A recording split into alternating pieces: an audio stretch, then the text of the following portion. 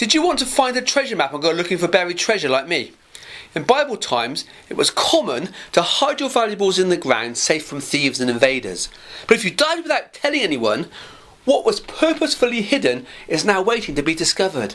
See, Jesus told a parable of a tenant farmer who discovered treasure hidden in his rented field. He had never ever seen anything as beautiful and valuable before, and he set his heart on having it.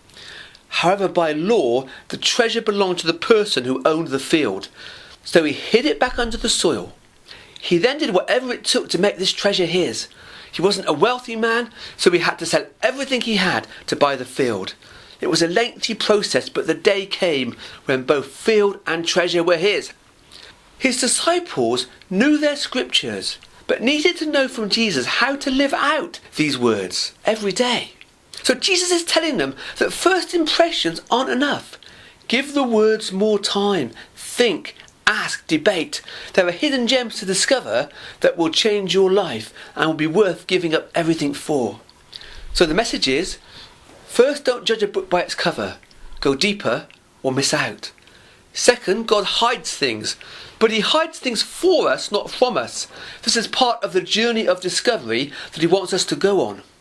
Finally, there are some things in life worth giving up a whole lot of other stuff for.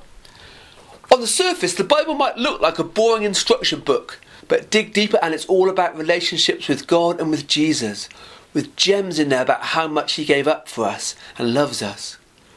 On the surface, the church might look like an old building with a few weekly visitors, but dig deeper and it's all about relationships too, as the Christians worship their God, encourage each other and reach out to love to their communities. It also includes gems, people that start food banks, fight sex trafficking and do many other loving acts of kindness.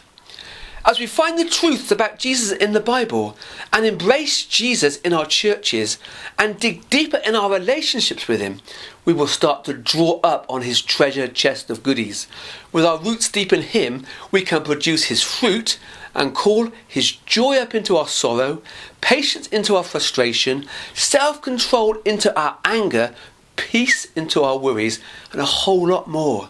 In fact, he has more treasure in his chest than the Pirates of the Caribbean, the Hobbit Smaug the Dragon, and the Gringot Elves in Harry Potter all put together. But of all these gems, the biggest and brightest is the amazing, infinite love of God, which if we dig deep into God, this love will flow into us and enhance all our relationships today and forever. That's real treasure. That's got to be worth discovering and pursuing, whatever the cost. Amen.